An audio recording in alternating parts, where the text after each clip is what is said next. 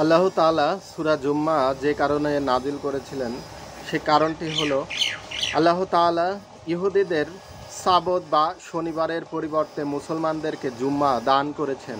তাই তিনি মুসলমানদের সাবধান করে দিতে চান যে ইহুদিরা সাবতের সাথে যে আচরণ করেছে তারা যেন জুম্মার সাথে সেই আচরণ না করে। একদিন ঠিক জুম্মার নামাজের সময় একটি বাণিজ্য কাফেলা আসলে তাদের ঢোল ও বাদ্যের শব্দ শুনে ১২ জন ছাড়া উপস্থিত সবাই মসজিদে নববী থেকে বেরিয়ে দৌড়ে কাফেলার কাছে গিয়ে হাজির হয়। অথচ রাসূল সাল্লাল্লাহু আলাইহি ওয়াসাল্লাম তখন খুতবা দিচ্ছিলেন। তার নির্দেশ দেওয়া হয় যে জুম্মার আজান হওয়ার পর সব রকম বেচা কেনা এবং অন্য রকম ব্যবস্থা হারাম।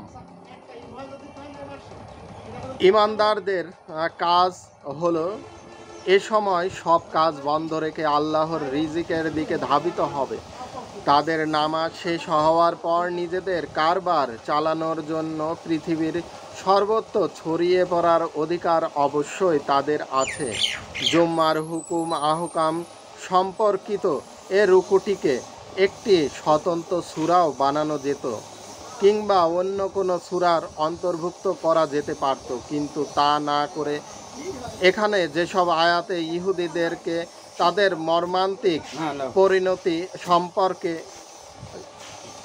যা করা হয়েছে বিশেষভাবে সেসব আয়াতের সাথে সংশ্লিষ্ট করা হয়েছে। আমাদের বিবেচনায় এ অন্তর্নিহিত উদ্দেশ্য তাই আমরা উপরে বর্ণনা করেছি।